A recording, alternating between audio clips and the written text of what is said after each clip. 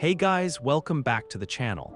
Today we're starting an absolutely epic fanfiction series that's going to completely blow your minds. What if Garp successfully raised Luffy as a Marine instead of leaving him with Daden? Now this concept is absolutely broken, and here's why. We're talking about Monkey D. Luffy, the guy who would become Pirate King, but trained from age 7 by the legendary hero of the Marines. Garp is the Marine who cornered Gall D. Roger, who can shatter mountains with his fists, who mastered every fighting technique known to man. Imagine that level of discipline, that tactical genius, combined with Luffy's insane rubber powers and natural leadership abilities. We're looking at a Marine prodigy who could revolutionize naval combat itself. But here's where it gets absolutely insane. Luffy still has that same unbreakable moral compass, that same loyalty to family above all else. So we thought, what if we took this Marine-trained monster and dropped him right into the Marineford War? But this time he's wearing the uniform and doesn't even recognize his own brothers. Part 1 of this epic journey takes us from Luffy's rise as the most promising Marine cadet in history, through his shocking reunion with Sabo, to the moment he discovers Ace's true identity and has to choose between his oath and his family. And trust me, when that choice comes at Marineford, it's going to change everything. If you're as hyped for this as I am, smash that like button, hit subscribe for more epic fanfiction breakdowns, and ring that notification bell because this series is going to be legendary. Alright, let's dive into part 1 of this masterpiece. The training ground exploded. Dust and debris scattered across Marine Headquarters Practice Field 7 as a rubber fist, stretched impossibly long, punched clean through a reinforced concrete wall designed to withstand cannonball impacts. The fist snapped back with a distinctive thwap, revealing its owner. A 17-year-old with wild black hair, a brilliant grin, and a Marine uniform that somehow managed to look both pristine and battle-ready despite the destruction surrounding him. Gomu Gomu no, Garp Fist. Monkey D. Luffy's voice rang across the training ground as he launched himself through the air, his rubber body coiling like a spring before unleashing a devastating punch that would have made his grandfather proud. The training dummy, reinforced steel wrapped in layers of protective padding, crumpled like paper beneath the impact. Biwahaha, now that's what I call improvement. Vice Admiral Garp's booming laughter echoed across the devastated practice field as he strode through the settling dust, his Marine coat billowing behind him. At 68, the hero of the Marines still cut an imposing figure, though the pride gleaming in his eyes as he looked at his grandson was unmistakable. Luffy bounced on the balls of his feet, practically vibrating with excitement as he snapped a crisp salute. "Did you see that, Gramps? I finally got the timing right on the compression technique you showed me." I saw, Garp chuckled, though his expression grew more serious as he surveyed the destroyed training equipment. "Though I'm starting to think we need to requisition stronger practice dummies. You've gone through 12 this month alone." "That's not my fault," Luffy protested, though his grin never wavered. "You're the one who keeps telling me to hit harder." Unlike the straw hat that his alternate self might have worn, Luffy's head was crowned with a custom Marine cap, navy blue with gold trim and a small anchor charm dangling from the brim. It had been Garp's gift on his 16th birthday, and Luffy wore it with the same pride that another version of him might have worn a pirate symbol. Marine Cadet First Class Monkey D. Luffy, the sharp voice cut across their conversation like a blade. Both grandfather and grandson turned to see Commander Bogart approaching, his perpetual stern expression somehow even more severe than usual. Behind him marched a small squad of Marines, their uniforms crisp and their formation perfect. "Sir," Luffy straightened to attention, his demeanor shifting instantly from casual to professional, a transformation that spoke volumes about his training. "Your squad has been waiting for 15 minutes, Bogart continued, his tone dry. "Training ended at 1,400 hours. It is currently 1,415. Luffy's eyes widened and he scratched the back of his head sheepishly. Sorry, I got caught up in perfecting that new technique and no excuses," Bogart interrupted, though there was something almost fond in his severe expression. "Your squad." Now, as Bogart strode away, Garp clapped a massive hand on Luffy's shoulder, nearly knocking the young Marine off his feet. "Go on, boy, can't keep your crew waiting." "They're not my crew, Gramps," Luffy said, jogging toward the approaching Marines. "They're my squad, there's a difference." "Biwahaha, if you say so." The 4 Marines standing at attention represented the finest of the next generation, hand-picked not just for their skills, but for their ability to work alongside someone as unconventional as Luffy. Each had volunteered for the assignment despite knowing his reputation for unorthodox methods. Sorry, Luffy called out as he approached, waving his hand. Got a little carried away with training. The squad's leader stepped forward, a young woman with short auburn hair and sharp green eyes, her marine uniform immaculate despite the East blue heat. Petty Officer Nami had graduated top of her class in navigation and tactics, with a mind sharp enough to complement Luffy's instinctive leadership style. 15 minutes and 23 seconds late, sir, she reported crisply, though there was the hint of a smile tugging at her lips. The other squads finished their drills on time. Yeah, but did they destroy their training equipment while doing it? Called out a voice from behind her. The speaker was Petty Officer Rorono Azaro, a green-haired swordsman whose reputation with 3 blades had preceded him to headquarters. Unlike many Marines, he'd specifically requested assignment to Luffy's squad after hearing about the young officer's interesting approach to combat. Destruction of property during training exercises is not a measure of success, interjected the third member of their group. Petty Officer Nico Robin was older than the others, having transferred from intelligence services to field work specifically to serve under Luffy. Her reasons remained her own, but her tactical knowledge and analytical skills had already proven invaluable. The fourth and final member of the squad remained silent, as was his nature. Petty Officer Tony Chopper was the youngest member of their group and the most unusual, a reindeer who had eaten the Hito no Mi, giving him human intelligence and the ability to transform. His medical expertise made him invaluable, while his loyalty to Luffy bordered on hero worship. All right, Luffy laughed, raising his hands in mock surrender. Point taken. But you should have seen the technique I just pulled off. I combined Garp's compression method with my rubber properties, and perhaps you could demonstrate later, sir, Nami interrupted diplomatically. We have a briefing in 10 minutes. Luffy's expression shifted, becoming more focused. Briefing? What kind of briefing? The kind where they give us our first real mission, Zoro said, his hand unconsciously moving to rest on the hilts of his swords. About time, if you ask me. The briefing room in Marine headquarters was a study in organized efficiency. Maps covered the walls, showing sea routes, known pirate territories, and marine patrol zones. At the head of the room stood Captain T-Bone, a veteran officer whose scarred face spoke of countless battles fought in service to justice. Luffy and his squad took their seats among the other Marine units being briefed, though several officers shot curious glances in their direction. Luffy's reputation preceded him, the grandson of the hero Garp, wielder of a powerful devil fruit, and possessor of an unorthodox tactical approach that somehow always seemed to work. Attention, Captain T-Bone's voice cut through the murmur of conversation. Your mission briefings begin now. The room fell silent as T-Bone activated a projection showing a map of the East Blue. Several islands were marked with red circles, their names unfamiliar to most of the assembled Marines. Over the past month, we've received reports of mysterious disappearances across 7 different islands in the East Blue, T-Bone began, his tone grave. Local Marine bases have investigated, but their reports have been inconsistent. Robin raised her hand. What kind of inconsistencies, sir? Contradictory witness statements, evidence that doesn't match initial reports.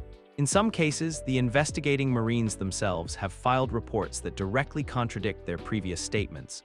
T-Bone's expression grew grimmer. Command suspects either external interference or internal corruption. Luffy leaned forward in his seat, his casual demeanor replaced by intense focus. He'd seen corruption firsthand during his training missions, Marines who forgot that their duty was to protect people, not just follow orders. It always left a bitter taste in his mouth. What's our objective? He asked. T-Bone's attention shifted to Luffy's squad. Cadet First Class Luffy, your squad has been assigned to investigate the island of Shell's Town. A Marine base there reported the disappearance of several civilians, but their subsequent reports have been questionable. The projection zoomed in on a small island with a prominent Marine base marked clearly. Base Commander Morgan has been in charge for 3 years. His methods are effective, but some question whether they align with Marine ideals. Zoro snorted. Sounds like another petty tyrant hiding behind the uniform. That's not for us to assume, Luffy said firmly, though his expression remained serious. We investigate first, judge second. T-Bone nodded approvingly. Precisely. Your mission is to conduct a thorough investigation of the disappearances while assessing the local Marine base's operations. Report directly to headquarters, no intermediaries. When do we ship out? Nami asked, already pulling out her navigation charts. Tomorrow at 600 hours. Your transport will be the marine vessel Justice's Edge under Captain Hina's command. T-Bone's expression softened slightly. This is your first major assignment as a squad. The eyes of headquarters will be on you. As the briefing continued with assignments for other squads, Luffy found his mind wandering. Something about this mission felt significant, though he couldn't put his finger on why. His instincts, honed through years of Garp's training, were telling him that Shell's town would be more complicated than a simple investigation. After the briefing, Luffy's squad made their way to the headquarters observation deck, a favorite spot for Marines to gather and watch the sunset over the harbor. The view was spectacular, dozens of marine vessels at anchor, their white hulls gleaming in the afternoon sun. "So," Zoro said, settling against the railing with his arms crossed, "what's your read on this mission?" Luffy was quiet for a moment, staring out at the horizon. His grandfather had taught him to trust his instincts, and right now they were telling him something was very wrong about the whole situation. "It's not about the disappearances," he said finally. "Those are just the symptom. Something bigger is happening in the East Blue, and headquarters wants to know what." "Agreed," Robin said, consulting a small notebook. 7 different islands reporting similar anomalies suggests a coordinated effort. The question is whether it originates from within Marine ranks or outside them. Chopper, who had been unusually quiet, spoke up in his small voice. "What if it's both? What if someone outside is using Marines to cover their tracks?" "That would explain the contradictory reports," Nami mused, studying her maps. "If local commanders are being influenced or coerced, it would create exactly the kind of inconsistencies we've been seeing." Luffy nodded slowly. It made sense, though it raised uncomfortable questions about Marine security and loyalty. "Whatever's going on, we'll figure it out. That's what we do." "That's what we do," Zoro agreed, his hand resting on his swords. As the sun began to set, painting the sky in brilliant oranges and reds, Luffy felt that familiar surge of determination that had driven him through years of brutal training. This was why he'd chosen to be a Marine, not for glory or advancement, but to protect people who couldn't protect themselves. His path had been set years ago, during a pivotal moment in his childhood. 10 years earlier, 7-year-old Luffy sat on a dock in Fuchsia Village, his small hands clenched into fists as tears streamed down his face. The village was in ruins around him, buildings burned, people injured, the peaceful life he'd known shattered by a pirate raid. "Why?" he asked the tall figure standing beside him. "Why didn't anyone stop them?" Vice Admiral Garp knelt down beside his grandson, his usually jovial expression grave. "Because the Marines weren't here, Luffy. Because sometimes the people who need protection most are the ones farthest from help." "Then I'll become a Marine," Luffy declared through his tears. "I'll become the strongest Marine ever, and I'll protect everyone." Garp studied his grandson's face, the determination burning in his eyes, the set of his jaw, the way his small body trembled with resolve rather than fear. In that moment, he saw something that reminded him of his own younger days, when justice had seemed simple and clear. "It won't be easy, boy," Garp warned. "Being a Marine means making hard choices. It means sometimes you'll have to choose between following orders and doing what you think is right." "Then I'll make sure the orders are right," Luffy said, with the absolute certainty that only children possess. "I'll become so strong and so good at being a Marine that I can change things from the inside." Garp couldn't help but smile at his grandson's naive confidence. "All right then, if you're serious about this, your training starts tomorrow. But I warn you, I won't go easy on you just because you're family." "I don't want you to go easy on me," Luffy shot back. "I want to be the greatest Marine who ever lived." The memory faded as the last rays of sunlight disappeared beneath the horizon. Luffy touched the anchor charm hanging from his cap, a reminder of the promise he'd made that day and the path he'd chosen. "Sir," Chopper's voice broke through his reverie. "Are you all right?" "Yeah," Luffy said, his grin returning full force. "Just thinking about tomorrow, our first real mission as a squad." "Technically, it's an investigation," Robin corrected with a small smile. "Same thing," Luffy laughed. "We're Marines and people need our help. What else matters?" As they made their way back toward the barracks, none of them noticed the Marine messenger who had been searching for them, an urgent dispatch clutched in his hands. The news he carried would change everything. But for now, they walked in comfortable camaraderie, unaware that the world was about to shift beneath their feet. Later that evening, Luffy was in his quarters, reviewing the mission files one more time when the knock came at his door. He looked up from the stack of papers spread across his desk, noting the lateness of the hour. "Come in," Commander Bogard stepped through the door, his expression more serious than usual.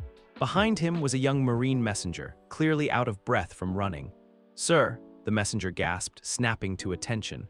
"Priority message from Marine Intelligence."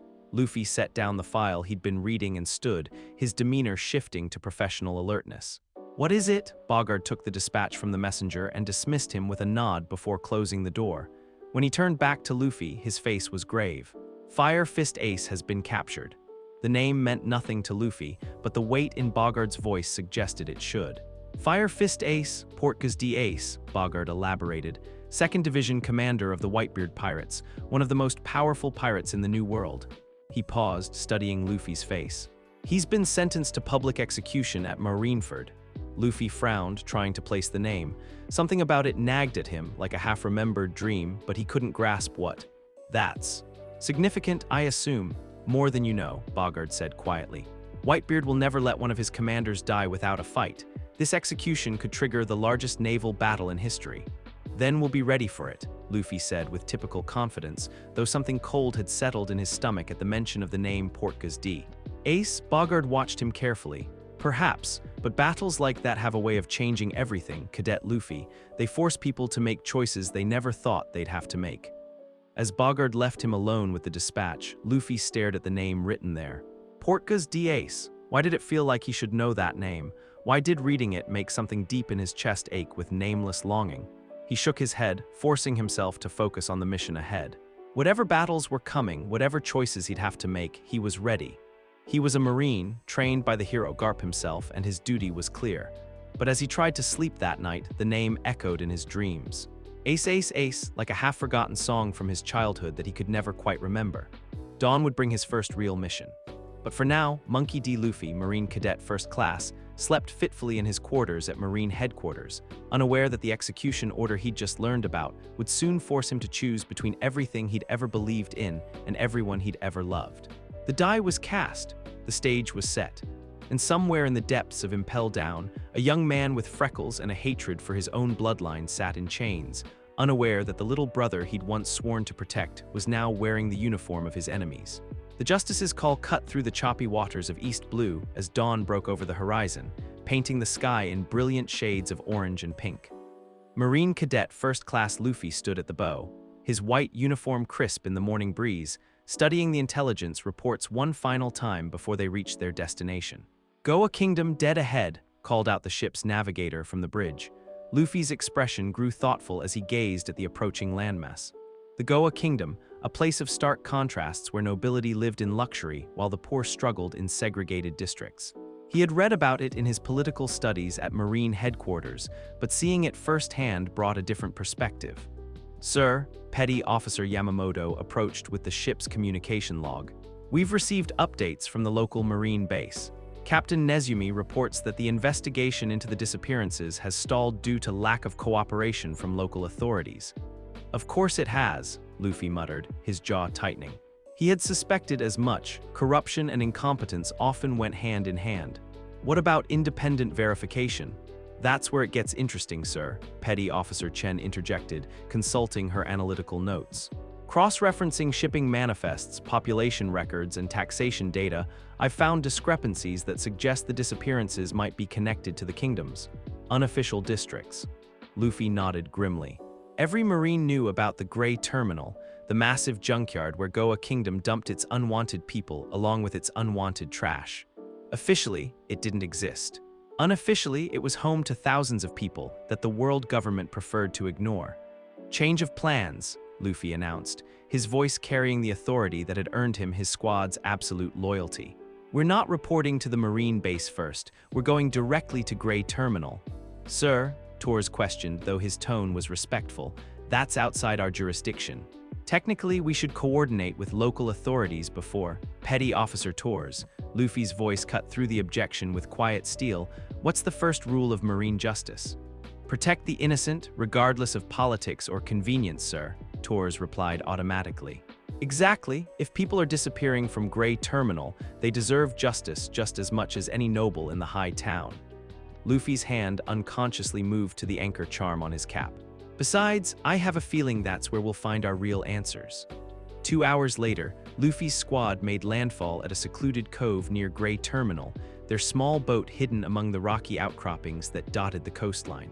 The smell hit them first, a nauseating mixture of rotting garbage, human waste, and industrial pollution that made even seasoned Marines wrinkle their noses in disgust. "Stay alert," Luffy commanded as they made their way through the maze of scrap metal and refuse that formed the terminal's outer perimeter. "This place is a labyrinth, and we don't know who might be watching." The deeper they went into Gray Terminal, the more Luffy's unease grew. This wasn't just poverty, this was systematic abandonment. Entire families lived in shelters made from discarded materials, children played in contaminated puddles, and the weak preyed upon by those strong enough to take what little others had. "Sir," Chen whispered, pointing toward a group of figures moving through the shadows ahead. Armed individuals moving with military precision, not residents. Luffy's eyes sharpened as he studied the figures.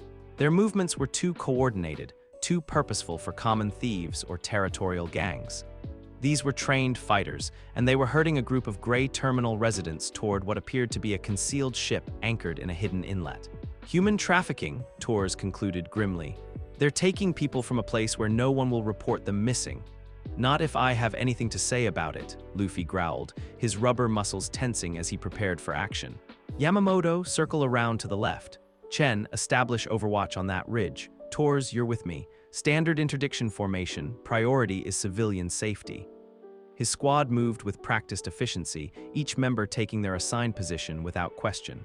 This was what months of training together had built: absolute trust and seamless coordination. Luffy crept closer to the trafficking operation, his marine training allowing him to move silently despite his eagerness for action. As he got within earshot, fragments of conversation reached him. "Shipment needs to be ready by sunset. Revolutionary Army is getting too close. Burn the evidence if necessary. Revolutionary Army." Luffy's frown deepened. Why would revolutionaries be investigating human trafficking? Unless, hold it right there. The authoritative command cut through the air like a blade as Luffy emerged from concealment, his marine uniform clearly visible in the dim light filtering through the junkyard. The traffickers spun toward him, weapons drawn, but froze when they saw the insignia on his cap. "Marine Cadet First Class Monkey D. Luffy, you're under arrest for human trafficking and conspiracy against the world government." Chaos erupted. The traffickers opened fire while shouting orders to their associates. The captive civilians screamed and tried to escape, and Luffy's squad moved into action with military precision. "Gomu Gomu no pistol." Luffy's rubber fist stretched across the battlefield, striking the lead trafficker with enough force to send him flying into a pile of scrap metal. His marine training had taught him to control his power output, enough to incapacitate, not necessarily to kill. "Marines, fall back and regroup," one of the traffickers shouted, but his retreat was cut off by Yamamoto emerging from the left flank with his rifle trained. "Drop your weapons, hands where I can see them." The battle was brief but intense.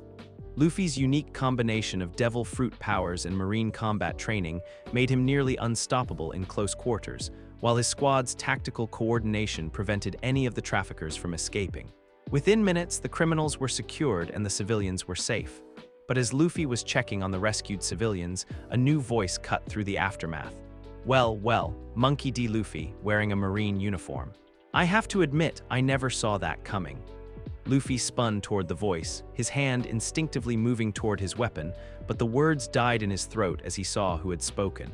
Standing atop a pile of debris, silhouetted against the gray sky, was a young man in a blue coat with a top hat and goggles. His blonde hair caught what little sunlight filtered through the junk clouds above, and his face. His face was achingly familiar despite the years that had passed. "Sabo," Luffy whispered, the name escaping his lips before he could stop it. The Revolutionary Army Chief of Staff smiled sadly as he leaped down from his perch, landing gracefully despite the uneven terrain. "Hello, Luffy, you've grown up." 15 years earlier, Mount Kalubo, 3 small boys sat around a campfire, their faces serious despite their youth. The oldest, a freckled boy with black hair, spoke with the gravity of someone far beyond his 10 years. "We're not just friends," Ace declared, raising a crude sake cup filled with juice. "We're brothers. No matter what happens, no matter where life takes us, we'll always be brothers." 7-year-old Sabo nodded solemnly, his blonde hair falling across his eyes. "Brothers," he agreed, raising his own cup. 5-year-old Luffy giggled but tried to look serious as he held up his cup with both hands.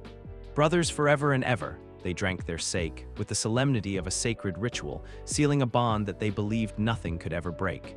The memory crashed over Luffy like a tsunami, so vivid and overwhelming that he staggered backward. His squad noticed his distress immediately, weapons training on the blonde newcomer. "Sir, are you all right?" Torres called out, his medical training evident in his concern. "I'm fine," Luffy managed, though his voice was strained. He couldn't take his eyes off Sabo, couldn't process the impossibility of seeing his childhood brother, his dead childhood brother, standing before him in a Revolutionary Army uniform. "You remember," Sabo said softly, his own expression a mixture of joy and pain. "I wasn't sure you would. It's been so long and you were so young when you died," Luffy finished, his voice barely above a whisper. "We held a funeral, Ace cried for days, I know," Sabo's voice was heavy with regret. "It wasn't supposed to happen that way. The explosion, the memory loss, the years of thinking I was someone else. By the time I remembered who I was, you and Ace were already gone from Dawn Island." Luffy's squad exchanged confused glances, their weapons still trained on Sabo, but their discipline preventing them from acting without orders.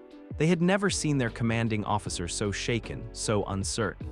"Sir," Chen called out carefully, "should we arrest this individual?" The question hung in the air like a blade. Sabo was Revolutionary Army, a terrorist organization dedicated to overthrowing the world government that Luffy had sworn to serve. By every law, every regulation, every oath he had taken, Luffy should order his squad to take Sabo into custody immediately. Instead, he found himself stepping forward, his marine cap casting shadows across his face. "What are you doing here, Sabo?" "Same thing you are, apparently," Sabo replied, gesturing toward the captured traffickers. "Investigating the disappearances, though I suspect our motivations are somewhat different." "You're Revolutionary Army," Luffy stated, though it wasn't really a question. "You're a terrorist." Sabo's expression hardened. "I'm a freedom fighter. There's a difference, though I don't expect someone wearing a marine uniform to understand it." The barb hit home, and Luffy felt a flash of anger. "I understand plenty. I understand that the Marines protect innocent people from criminals and pirates. I understand that without law and order, the strong prey on the weak. I understand. Do you?" Sabo interrupted, his voice rising. "Do you understand that these trafficking operations exist because the world government classifies people like these gray terminal residents as non-persons? Do you understand that Captain Nezumi, the Marine who's supposed to be investigating these disappearances, has been taking bribes to look the other way?" Luffy's jaw tightened. "If that's true, then he'll be brought to justice. The Marine way." "The Marine way," Sabo repeated bitterly. "You mean a slap on the wrist, a transfer to another posting, and business as usual. How many people have to disappear while you wait for your precious system to police itself? And your way is better," Luffy shot back. "Burn everything down and hope something better grows from the ashes. That's not justice, Sabo, that's chaos. Sometimes chaos is better than tyranny." The two brothers stood facing each other across the junkyard, their childhood bond straining under the weight of their opposing ideologies. Luffy's squad watched in tense silence, unsure whether they were witnessing a reunion or preparing for a battle. "Sir," Yamamoto said quietly, "we need to make a decision. Local Marine forces will be responding to the gunfire soon." Luffy's hand moved to his weapon but stopped short of drawing it. He wouldn't fight Sabo, not yet. Not until he understood what had happened to his brother, how the laughing boy who had dreamed of freedom had become a revolutionary. "You're letting him go," Chen observed, though there was no judgment in her voice. "I'm gathering intelligence," Luffy replied firmly, his decision made. "Stand down but maintain perimeter watch." Sabo's eyebrows rose in surprise. "You're not going to arrest me." "I'm not going to fight my brother," Luffy said simply. "But I'm not going to let you escape either. We need to talk." For a moment, Sabo's revolutionary facade cracked, revealing the boy Luffy remembered. "Luffy." "Not here," Luffy cut him off, glancing around at the approaching sounds of marine vehicles. "Too exposed. Meet me at the old tree line above Gray Terminal in 1 hour. Come alone." "And if I don't," Luffy's expression was resolute, "then I'll hunt you down and bring you in. Brother or not, I have a duty to perform." Sabo studied his face for a long moment, then nodded slowly. 1 hour, but Luffy, there are things you need to know, about the world government, about the Marines, about what's really happening in this world. "Then tell me," Luffy replied. "But know that whatever you say, it won't change my oath or my duty." As Sabo melted back into the shadows of Gray Terminal, Luffy turned to his squad. Their faces showed confusion, concern, and something that might have been doubt. Sir, Torres spoke carefully, was that man someone you knew? Someone I thought was dead, Luffy replied honestly. Secure the prisoners and the civilians, call for transport and medical assistance. I'll handle the Revolutionary Army operative. Sir, respectfully, Chen interjected, engaging a Revolutionary Army chief of staff alone is an order, Luffy finished firmly. I know what I'm doing.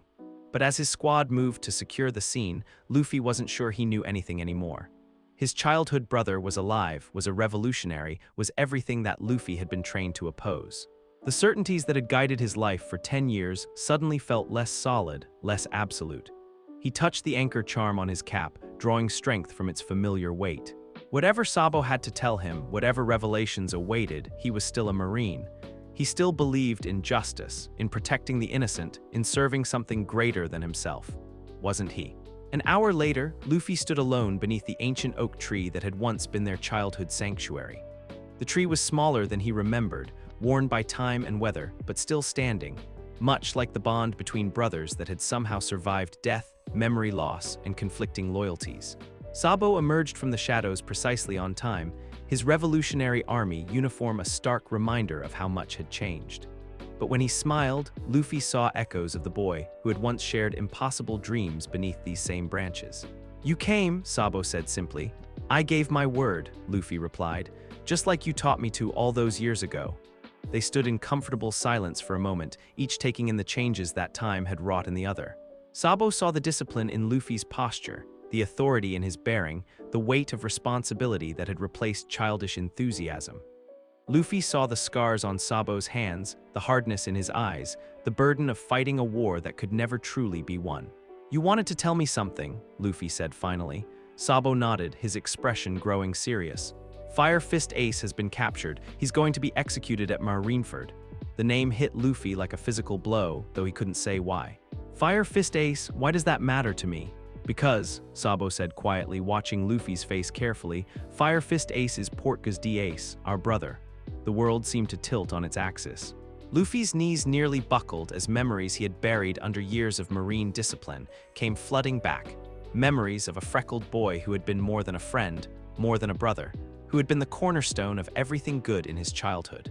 Ace, he whispered, the name carrying the weight of a decade's worth of suppressed grief and love. The Marines are going to execute him, Luffy, Sabo continued, his voice urgent. They're going to kill our brother to make a point about the futility of opposing the world government, and you're going to be part of the force that watches it happen. Luffy's hand moved unconsciously to his marine cap, his fingers tracing the anchor charm that had symbolized his dedication to justice. But what kind of justice demanded the death of his brother? What kind of system turned family against family in the name of order?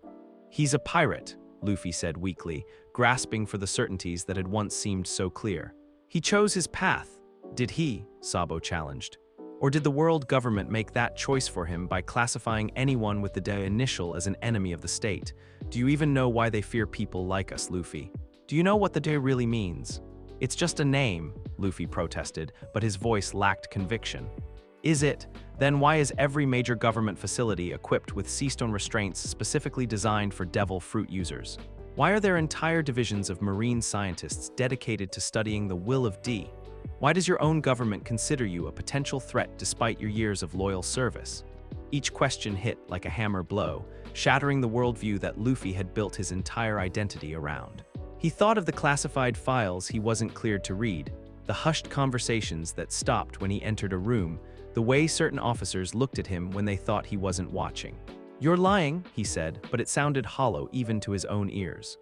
Am I? Ask yourself this, Luffy. If the Marines truly serve justice, why do operations like this trafficking ring exist? Why are there places like Grey Terminal where people are treated as less than human? Why does the world government support a system where nobles can murder commoners without consequence? Sabo stepped closer, his voice dropping to an urgent whisper. The Marines aren't the guardians of justice, brother. They're the enforcers of tyranny. And they're using good people like you to maintain a system that benefits only the corrupt and powerful. Luffy's world was crumbling around him, 10 years of certainty dissolving like sand in the tide. But even as doubt gnawed at his heart, his hand moved to his weapon. Even if what you're saying is true, he said slowly, I can't just abandon everything I've worked for. I can't betray my oath, my squad, my grandfather. Your grandfather is a good man trapped in a corrupt system, Sabo interrupted. But how long before that system corrupts him too? How long before it corrupts you? The question hung in the air between them, unanswered and unanswerable. Finally, Luffy straightened to his full height, his marine training asserting itself over his emotional turmoil. I need time to think, he said formally, but Sabo, if what you're saying about Ace is true, it is. Then I'll find a way to save him, the marine way. Sabo's expression was sad but not surprised. And if the marine way isn't enough, Luffy didn't answer. He couldn't answer, because for the first time in his life, he wasn't sure what the right answer was. As Sabo disappeared back into the shadows, Luffy stood alone beneath the oak tree, staring at the marine insignia on his uniform and wondering if everything he had ever believed in was a lie. In the distance, marine vehicles were approaching, drawn by the sound of their earlier battle. His squad would be waiting for his report, expecting him to explain why a Revolutionary Army operative had been allowed to escape. Tactical discretion, he would tell them, gathering intelligence on Revolutionary Army operations. But deep in his heart, Luffy knew the truth was far more complicated and far more dangerous than any lie he could tell. The first crack had appeared in the foundation of his world, and there was no telling how much would crumble when it finally gave way. Marine headquarters rose from the sea like a monument to justice itself, its pristine white walls and towering spires catching the morning sun as the justice's call approached the harbor. But as Luffy stood at the ship's bow, watching the familiar sight grow larger, he felt none of the pride and belonging that had once filled him at this moment. 3 days had passed since his encounter with Sabo in Gray Terminal. 3 days of sleepless nights, unanswered questions, and a growing hollowness where his certainty used to be. His mission report lay sealed in his quarters. Officially, it documented the successful disruption of a human trafficking operation and the escape of a Revolutionary Army operative during the confusion. Unofficially, it was the first lie he had ever told his superiors. Sir, Petty Officer Yamamoto approached cautiously. Over the past few days, he had noticed his commanding officer's unusual quietness, the way Luffy stared at nothing for long minutes, the subtle tension in his shoulders that spoke of internal conflict. We'll be docking in 20 minutes. Should we prepare for debriefing? Yes, Luffy replied automatically, his voice lacking its usual enthusiasm. Standard post-mission protocol. But as the ship pulled into port, Luffy's attention was caught by the unusual level of activity around the docks. Marine vessels were arriving and departing in constant streams, personnel moved with urgent purpose, and the air itself seemed charged with anticipation. Something big is happening, Chen observed, consulting the harbor's communication frequencies on her portable transponder. Coded military traffic, priority supply requests, mobilization orders, war preparations, Torres concluded grimly. I've seen this before. The entire Marine force is gearing up for something massive. Before Luffy could respond, a familiar figure approached their gangplank. Commander Bogard stood waiting in his perpetually immaculate uniform, but there was something different in his usually stern expression, something that might have been concern. Cadet Luffy, Bogard said as Luffy disembarked. Fleet Admiral Sengoku requires your immediate presence. Your squad is dismissed to quarters. As they walked through the bustling corridors of Marine headquarters, Luffy noticed the changes that had occurred in his brief absence. Security had been increased, with additional guards at every checkpoint. Officers moved with the quick, purposeful strides of people preparing for battle, and everywhere there was an undercurrent of tension that seemed to permeate the very walls. Commander, Luffy said carefully, what's happening? Bogard glanced at him sidelong. You'll be briefed shortly. But I will say this, the next few weeks will test every Marine's commitment to justice and duty. Some will find that commitment stronger than they imagined. Others, he left the sentence unfinished. Fleet Admiral Sengoku's office was a study in organized chaos. Maps covered every available surface, communication devices chirped constantly with incoming reports, and the great tactician himself stood behind his desk like a general surveying a battlefield. His pet goat, as always, munched contentedly on paperwork in the corner. Ah, Luffy, Sengoku said without looking up from the battle plans spread before him. Excellent timing. Your East Blue mission was successful, I trust. Yes, sir. Human trafficking operation eliminated, civilians rescued, perpetrators captured. The words came automatically, but each one felt like a betrayal of the doubts gnawing at his conscience. Good, your grandfather will be pleased. Sengoku finally looked up, his eyes sharp and calculating. You've proven yourself capable of handling sensitive operations with discretion. That's exactly what I need right now. He gestured toward one of the maps, a detailed layout of a massive underwater fortress that Luffy recognized from his studies. Are you familiar with Impel Down, Cadet? The world's greatest prison, sir. Maximum security facility for the most dangerous criminals. Luffy's mouth felt dry. Why do you ask? Because you're being promoted to Lieutenant Commander, effective immediately. Sengoku picked up a set of new insignia from his desk. And your first assignment in your new rank will be Special Security Detail at Impel Down. The promotion should have filled Luffy with pride. Lieutenant Commander at 17 was almost unprecedented. But all he felt was a growing sense of dread as pieces began falling into place. What kind of special security, sir? Sengoku's smile was grim. We have a very important prisoner arriving soon, Portgas D. Ace, 2nd Division Commander of the Whitebeard Pirates. His public execution will send a message to every pirate on the seas that the age of piracy is ending. The name hit Luffy like a physical blow. His childhood brother, the boy who had taught him to dream of freedom and adventure, was going to be executed, and Luffy was being assigned to guard him. Sir, he managed, his voice steady despite the turmoil in his chest, may I ask why I'm being chosen for this assignment? Several reasons, Sengoku replied, studying Luffy's face carefully. First, your devil fruit abilities make you uniquely suited to handle potential escape attempts. Second, your grandfather's reputation ensures absolute loyalty. No one would ever suspect a member of the monkey family of treachery. And third, he paused meaningfully. This execution will attract every pirate crew, revolutionary cell, and criminal organization in the world. I need my most trusted officers in position when they come. Luffy accepted the new insignia with hands that barely trembled. When do I report to Impel Down? Tomorrow. Pack light, you'll be there for the duration. Sengoku's expression grew serious. Luffy, I want you to understand the significance of what we're doing. Ace isn't just another pirate. He's the son of Gall D. Roger, the former pirate king. His execution will prove that no bloodline, no matter how infamous, can escape marine justice. The revelation struck Luffy like lightning. Ace, his cheerful, protective older brother, was the son of the most wanted man in history. No wonder he had become a pirate. With that heritage, what other choice had he been given? I understand, sir, Luffy lied. When does the execution take place? 1 week from today, at Marineford, before the assembled might of the Marine Fleet. Sengoku's voice carried the weight of absolute conviction. It will be the greatest display of justice in a generation. As Luffy left the Fleet Admiral's office, his new insignia heavy in his pocket, he felt as though he was walking through a nightmare. Everything he had believed in, everything he had worked toward, was crumbling around him. He was being asked to guard his own brother for execution, to participate in what Sengoku called justice, but what felt increasingly like murder. The transport to Impel Down was a grim affair. The massive prison ship cut through choppy waters under heavy marine escort, its reinforced hull and seastone plating making it look more like a floating fortress than a vessel. Luffy stood at the rail, staring at the dark waters below as his mind churned with impossible choices. Nervous about the assignment, sir? Luffy turned to find Chief Petty Officer Domino approaching. The blonde Marine had been assigned as his liaison at Impel Down, a professional courtesy that spoke to his new rank, but also a subtle form of supervision. Just thinking, Luffy replied carefully.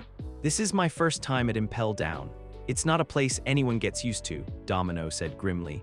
The things we lock up down there, sometimes I wonder if we're the guards or the prisoners. Her words struck uncomfortably close to Luffy's own doubts, but he maintained his professional composure. We're protectors of justice, Chief. That's what matters. Domino studied his face for a moment.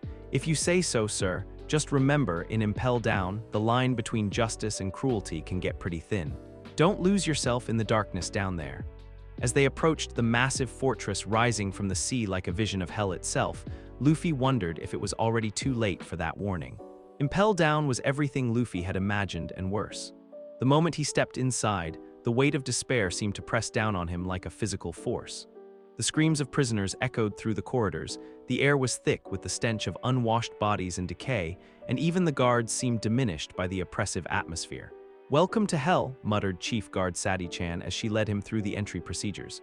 Your special prisoner is being held in Level 6, Eternal Hell. Maximum security, seized on everything, no visitors except approved personnel. When will he arrive? Luffy asked, dreading the answer.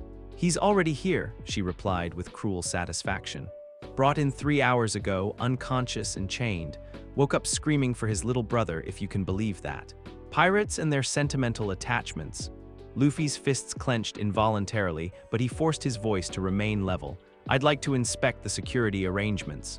Of course, Lieutenant Commander. Right this way. The journey to level 6 was a descent through multiple layers of hell. Each level held progressively more dangerous prisoners, from petty criminals on level 1 to legendary monsters on level 5.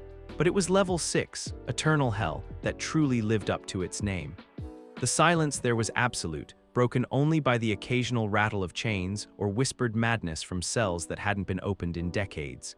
Cell 666, Sadi-chan announced with theatrical flair.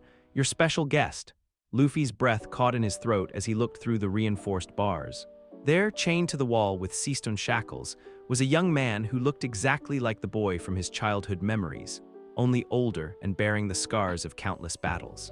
Ace's head hung forward, his dark hair hiding his face, but Luffy would have recognized him anywhere. Has he been given medical attention? Luffy asked, noting the obvious signs of torture on Ace's exposed skin.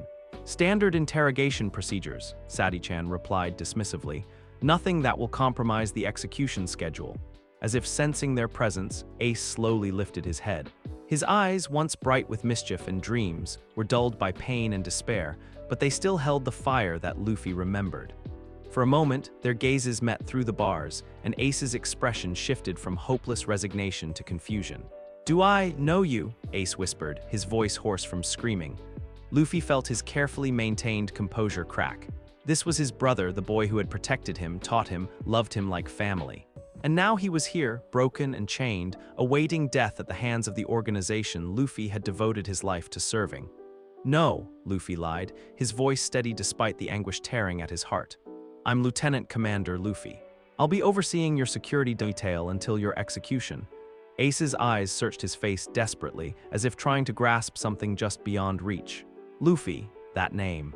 Why does it sound so familiar? Common name, Luffy replied, hating himself with every word. You're probably thinking of someone else. Enough chit-chat, Sadi-chan interrupted. The prisoner needs his rest for tomorrow's interrogation session. We have 6 more days to extract any useful intelligence about Whitebeard's operations.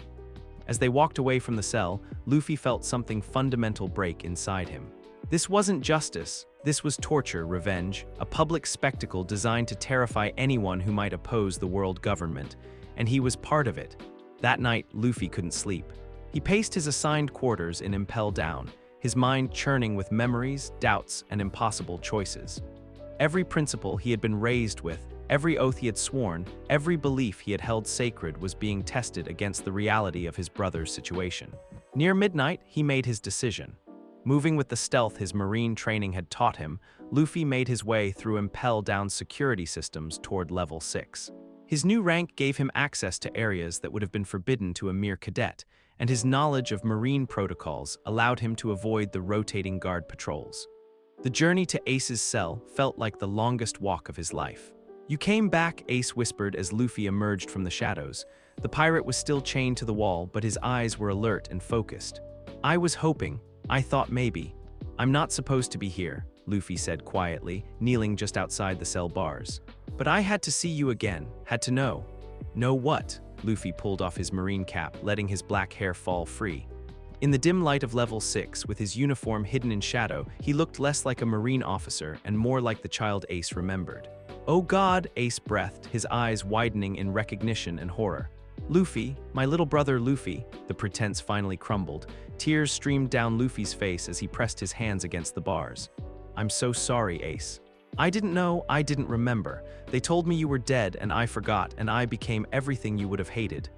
No, Ace said fiercely, straining against his chains to get closer to the bars. No, Luffy, look at me. You became a Marine because that's who you are, someone who protects people, someone who fights for what's right. Don't apologize for that. But I'm the one guarding you, Luffy sobbed.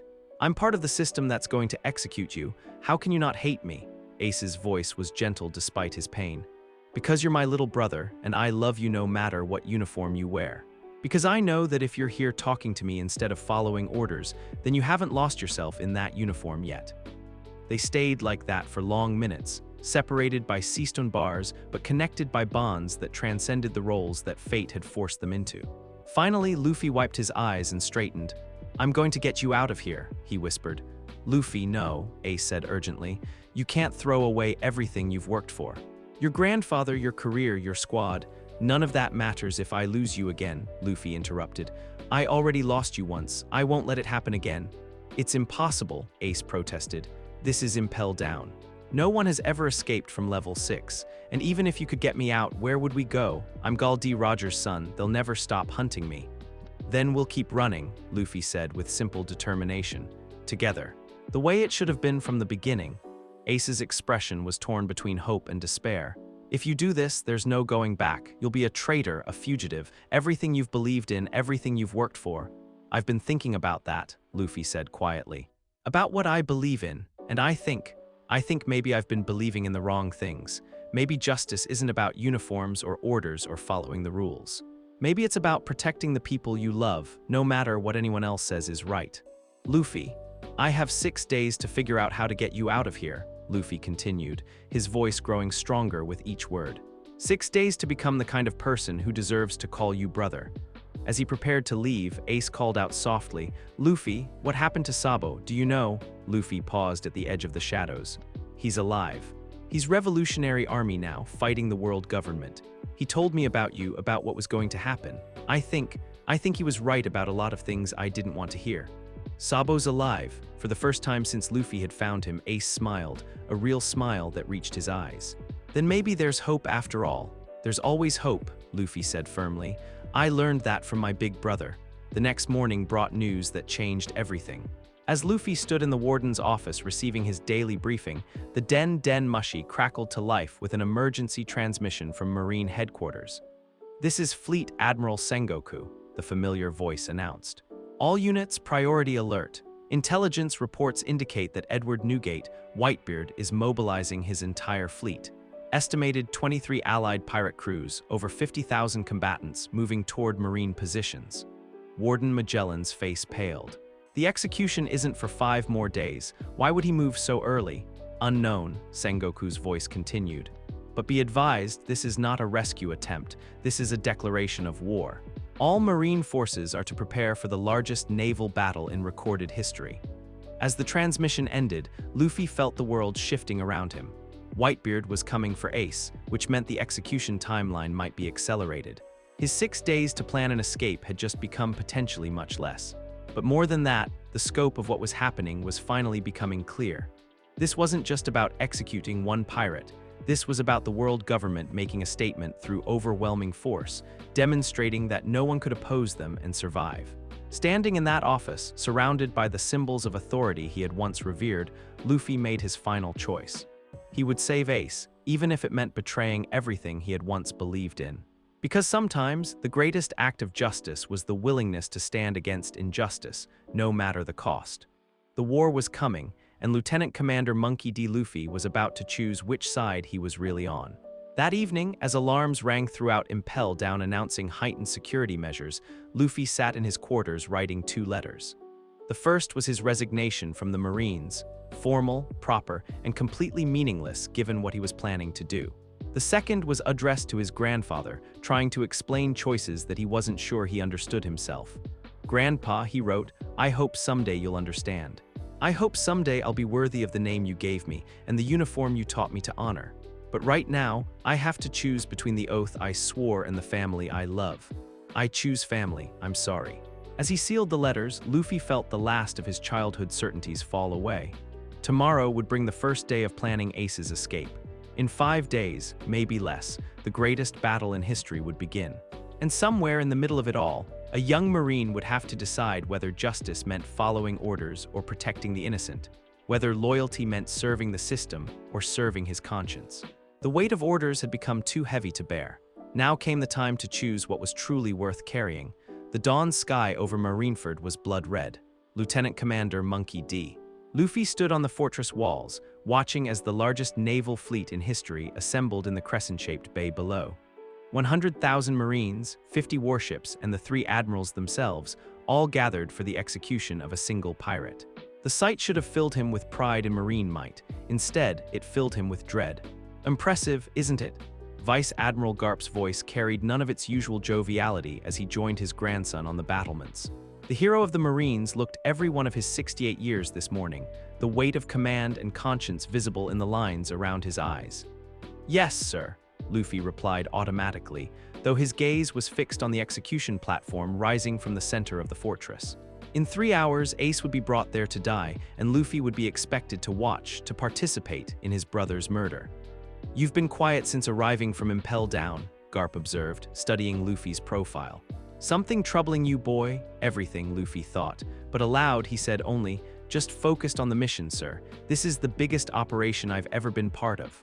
Garp nodded slowly, but his eyes remained concerned. Over the past week, he had noticed subtle changes in his grandson, a distance in his manner, a tension in his shoulders, a way of looking at Marine insignia as if seeing them for the first time. Whatever was happening in Luffy's mind, Garp suspected it was connected to more than just pre-battle nerves. "Luffy," he said quietly, "you remember what I taught you about justice? That true justice sometimes requires difficult choices," Luffy recited, the words feeling like ashes in his mouth. "That's right, and sometimes," Garp paused, staring out at the assembled fleet. "Sometimes the most difficult choice is knowing when to let justice trump duty." Before Luffy could respond to the cryptic statement, alarm bells began ringing across Marineford. On the horizon, dark shapes were emerging from the morning mist, ships flying the flag of Whitebeard, the strongest man in the world. "Battle stations," Fleet Admiral Sengoku's voice boomed across the fortress through Den Mushy speakers. "All units to assigned positions. The war begins now." The Moby Dick emerged from the coating bubbles in the center of Marineford Bay like a ghost, materializing from the sea itself. The massive whale-shaped ship rose from the depths where it had traveled undetected, bringing with it the most feared pirate crew in the world. Standing at the bow, Edward Newgate, Whitebeard, cut an imposing figure despite his advanced age and obvious illness. The man known as the strongest in the world raised his bicento, and his voice carried across the water with the force of a hurricane. "My sons," he bellowed to the assembled pirates. "Let's go save Ace." The battle erupted immediately. Cannon fire thundered across the bay as Marine ships opened fire on the pirate fleet, while Whitebeard's allied crews spread out in formation to assault the fortress from multiple angles. The air filled with smoke, screams, and the clash of steel on steel. Luffy found himself caught in the chaos, his carefully laid plans crumbling as the reality of war overtook everything. He was positioned with Marine forces on the eastern wall, tasked with repelling boarding attempts from pirate crews trying to scale the fortress. "Sir," Petty Officer Yamamoto appeared at his side, rifle in hand and face grim with determination. "Orders from command were to hold this position at all costs." "Understood," Luffy replied, but his eyes were scanning the battlefield for opportunities. Somewhere in this chaos, he needed to find a way to reach Ace without exposing his true intentions. A group of pirates scaled the wall nearby, cutlasses gleaming as they charged toward Marine positions. Luffy moved to intercept them, but his attacks were carefully calculated, powerful enough to appear genuine, but precisely targeted to incapacitate rather than kill. Gomu Gomu no pistol. His rubber fist stretched across the battlefield, striking a pirate swordsman in the chest with enough force to send him flying backward into the bay. To observers, it looked like a devastating attack. In reality, Luffy had pulled the punch at the last second, aiming for a non-vital area that would knock the pirate unconscious but cause no permanent damage. "Excellent work, sir," Chen called out, firing her rifle at approaching enemies. "Your accuracy is incredible. If only you knew," Luffy thought grimly.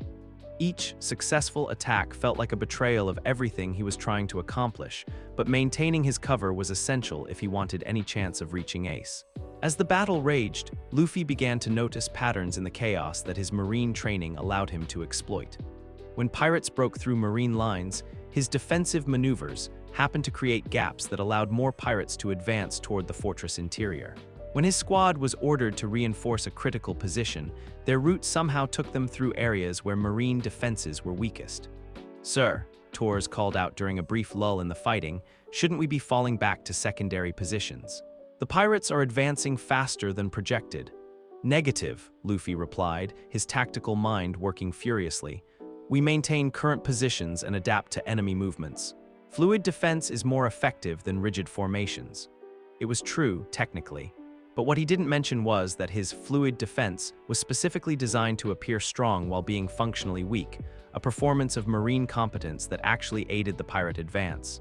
The deception might have continued indefinitely if not for the moment when Whitebeard himself entered the fray. The Earthquake Man's power was beyond anything Luffy had ever witnessed. With casual swings of his Bicento, Whitebeard shattered marine formations and split the very ground beneath their feet. His presence on the battlefield changed everything, turning what had been a coordinated battle into desperate chaos. And then, impossibly, Whitebeard's attention turned toward Luffy's position. The old pirate's eyes, sharp despite his illness, studied the young marine with curious intensity. Something in Luffy's fighting style, in the way he moved and struck, had caught Whitebeard's attention. "You," Whitebeard called out, his voice carrying easily over the din of battle. "Marine boy. Come here." Around them, the fighting slowed as both marines and pirates turned to watch this unexpected development. Luffy felt every eye on the battlefield focusing on him as he stepped forward, his hand instinctively moving to rest on his weapon. "Edward Newgate," he said formally, using the pirate's real name rather than his more famous title. "You're under arrest for crimes against the world government." Whitebeard's laugh boomed across the battlefield. "Gururara, under arrest. Boy, do you have any idea who you're talking to?" "I know exactly who you are," Luffy replied, his voice steady despite the fear coursing through him. This was not part of any plan he had made. "You're a pirate who's attacking a marine facility to rescue a criminal. That makes you my enemy." "Does it?" Whitebeard studied him with those penetrating eyes. "Then why does everything about your fighting style say otherwise?" The question hung in the air like a blade. Around them, marines and pirates alike waited for Luffy's response, unaware that they were witnessing the moment when everything would change. "I don't know what you mean," Luffy said carefully. "Don't you?" Whitebeard took a step closer, his massive presence dominating the battlefield. "I've been watching you, boy, watching how you fight, how you move, how you defend against my sons. You're holding back not from mercy, but from purpose. You're helping us." Murmurs rippled through the marine ranks around Luffy. His squad exchanged confused glances, while officers further away began moving closer to hear the conversation. "That's ridiculous," Luffy protested, but his voice lacked conviction. "Is it? Then answer me this. What's your name, Marine?" Lieutenant Commander Monkey D. Luffy. The effect was immediate and explosive. Whitebeard's eyes widened in recognition and understanding, while gasps echoed from both sides of the battlefield. The name Monkey D carried weight in this world, connected to both the hero of the Marines and mysteries that ran deeper than most people knew. "Monkey D. Luffy," Whitebeard repeated slowly, "Garp's grandson, and unless I'm very much mistaken, Ace's little brother." The words hit the battlefield like a thunderclap. Suddenly, everything about Luffy's behavior made terrible, perfect sense. His careful attacks, his strategic mistakes, his presence at this battle despite being assigned to impel down security, it was all part of a rescue attempt. "Sir?" Yamamoto's voice was small and confused. "What is he talking about?" Luffy stood frozen, caught between confession and denial as the weight of discovery crashed down around him. In the distance, he could see Admiral Akainu turning toward their position, magma already beginning to glow around the Admiral's fists.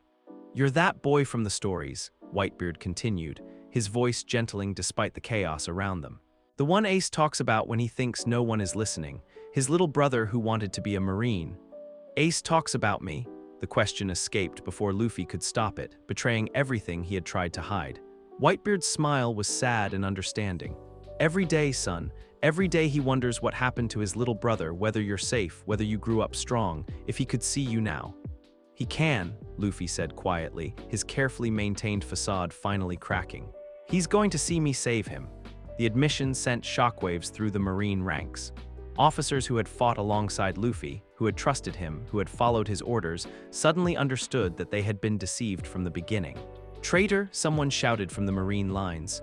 "Arrest him!" called another. But before anyone could move, Admiral Akainu arrived like a force of nature, his magma-powered fists glowing with deadly heat. "So," Akainu said, his voice cold with fury, "the hero's grandson is a traitor after all. How disappointing, but not entirely surprising." Luffy turned to face the Admiral, his hand moving instinctively to his weapon. But Akainu was faster, launching a magma fist directly toward Luffy's chest with lethal intent. "Gomu Gomu no." "Enough!" The voice that stopped the attack belonged to Vice Admiral Garp, who appeared between Luffy and Akainu with speed that belied his age. The old Marine's fist, glowing with advanced armament haki, caught Akainu's magma punch and held it inches from Luffy's face. "You will not," Garp said with quiet menace, "harm my grandson." Garp, Akainu snarled, that boy is a traitor to everything we stand for. Stand aside or be branded one yourself. Everything we stand for, Garp's laugh was bitter and harsh. When did we start standing for the execution of children to make political points? When did justice become whatever the world government says it is? The confrontation between two of the Marines' most legendary figures sent ripples of shock through both armies. This wasn't just about Luffy anymore, this was about the very soul of Marine justice.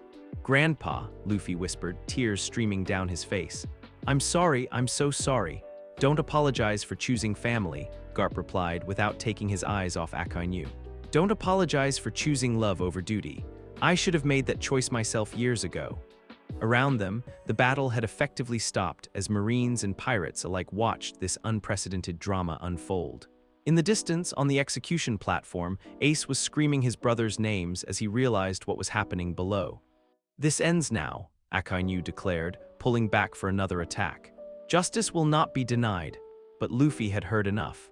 10 years of suppressed doubts, weeks of growing certainty, and the weight of this moment crystallized into absolute clarity. He reached up and removed his marine cap, the symbol of everything he had once believed in, and held it for a moment, looking at the anchor charm that had once meant so much to him. Then, with deliberate ceremony, he threw it to the ground. "You want to know what justice looks like?" Luffy called out, his voice carrying across the silent battlefield. "Justice is protecting innocent people, not executing them for political theater. Justice is standing up to corruption, not serving it. Justice is choosing what's right over what's ordered." He stepped on his discarded cap, grinding the anchor charm into the stone beneath his heel. "I may have worn your uniform, but I will not let my brother die for your version of justice." The declaration sent shockwaves through both armies. Marines stared in horror as one of their own publicly renounced his oath, while pirates found themselves unsure whether to cheer or attack this strange ally who had just emerged from their enemies' ranks. Luffy, Ace's scream carried across the battlefield, filled with anguish and desperate love. "I'm coming, Ace," Luffy shouted back, his voice breaking with emotion. "I'm coming." What happened next would be remembered in history books as the moment the war truly began. Admiral Akainu, enraged beyond reason by this public humiliation, launched himself at Luffy with lethal intent. Garp moved to intercept, torn between duty and family. Whitebeard stepped forward to protect the young man who was trying to save his son. And in the center of it all, Monkey D. Luffy, no longer a Marine, not yet a pirate, but simply a brother trying to save his family, prepared to fight the entire world if necessary. The battle that erupted around Luffy was unlike anything he had ever experienced. Admiral Akainu's magma fists came at him with killing intent, each strike capable of melting stone and flesh alike. Only his rubber powers and marine training kept him alive as he dodged and weaved through the deadly assault. Gomu Gomu no Jet Pistol, Luffy's counterattack, enhanced with techniques Garp had taught him, caught Akainu in the shoulder and sent the admiral staggering backward. But the magma user recovered quickly, his face twisted with rage. "You dare strike an admiral? You forget your place, boy." "My place," Luffy panted, "is with my family." Around them, the three-way battle intensified. Marines who had served with Luffy found themselves caught between orders to arrest him and personal loyalty to an officer they had respected. Pirates weren't sure whether to help or hinder someone who had just defected from their enemies. And Whitebeard's crew found themselves protecting a former Marine who was risking everything to save their brother. "Marco," Whitebeard commanded, "get the boy to the platform. He's earned the right to try." The Phoenix moved like blue fire, sweeping Luffy away from Akainu's assault and carrying him toward the execution platform where Ace waited. Below them, the battlefield erupted into complete chaos as the careful battle lines dissolved into a melee of competing loyalties and conflicting orders. "Why are you helping me?" Luffy gasped as Marco carried him through the air. "Because Ace is our brother," Marco replied simply, "and anyone willing to throw away everything to save him is our brother too." They landed near the base of the execution platform, where Marine guards immediately moved to block their path. But these weren't elite officers, they were regular Marines, men and women who had heard Luffy's speech and were questioning their own orders. "Stand aside," Luffy commanded, his voice carrying the authority he had developed over years of leadership. "I'm not here to hurt anyone, I'm just here for my brother."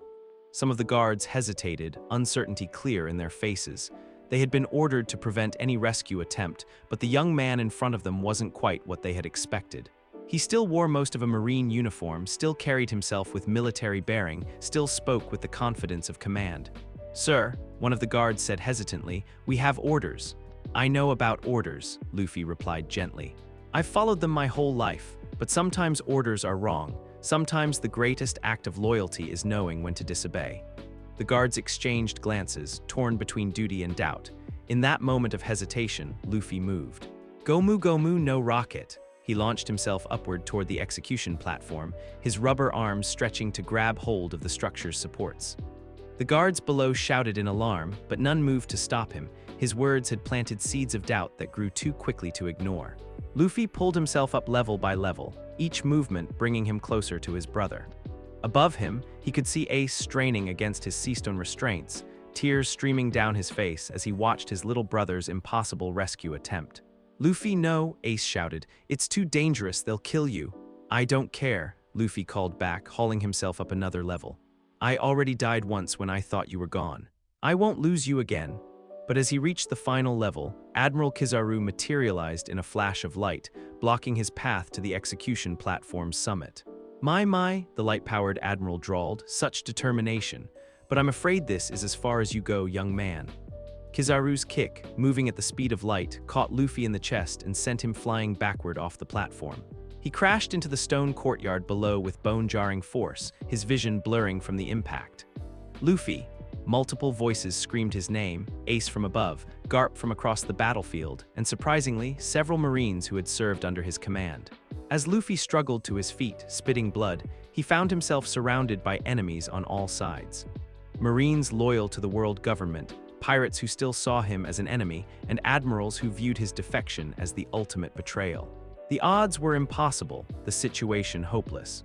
But as he looked up at Ace on the execution platform, still chained and waiting to die, Luffy felt a familiar fire kindle in his chest. This was what he had trained for his entire life, not to serve orders or follow regulations, but to protect the people he loved. "I'm not done yet," he whispered, wiping blood from his mouth. Then, louder, "I'm not done yet." His voice carried across the battlefield with such force that it stopped fighters mid-swing. There was something in that shout, determination, love, desperation, that transcended the politics of the war and spoke to the simple human truth of family. "Ace is my brother," Luffy continued, his voice breaking with emotion. "He's my brother and I love him and I will not let him die, not for your justice, not for your politics, not for anything. If that makes me a traitor, then I'm proud to be one." The words hit the battlefield like a physical force. In the stunned silence that followed, something unprecedented happened. A group of Marines led by his former squad stepped forward to stand with him. "Sir," Yamamoto said quietly, removing his own Marine cap and dropping it to the ground, "permission to follow your lead one more time." Chen was next, then Tors, then others, Marines who had served with Luffy, who had seen his character and leadership, who had heard his words and found them truer than any order they had ever received. "This is mutiny," Admiral Akainu roared, his magma powers flaring. "You're all traitors." "No," said a new voice from the edge of the battlefield. "They're Marines." All eyes turned to see Vice Admiral Garp stepping forward, his Marine coat flowing behind him but his face set with grim determination. "Real Marines, the kind who remember that our oath is to protect people, not governments." "Garp," Fleet Admiral Sengoku's voice carried across the battlefield, heavy with warning and disappointment. "Think carefully about what you're doing." "I am," Garp replied, coming to stand beside his grandson. "For the first time in years, I'm thinking clearly." The old Marine looked up at Ace on the execution platform, then down at Luffy standing bloodied but unbroken beside him. "These boys are my grandsons. They're good boys who got caught up in a war they didn't start, fighting for causes they didn't choose. But they chose each other. They chose family." Garp's fist began to glow with the advanced armament haki that had made him a legend. "And I choose them." What happened next would be debated by historians for generations. Did Garp's defection cause the Marine mutiny that followed? Did Luffy's words inspire the revolution that spread through the ranks? Or was it simply the culmination of doubts that had been growing in Marine hearts for years? The answer, perhaps, was all of the above. As grandfather and grandson stood together against the combined might of the world government, as Marines chose conscience over orders and family over duty, the war for Marineford transformed into something far greater than anyone had anticipated.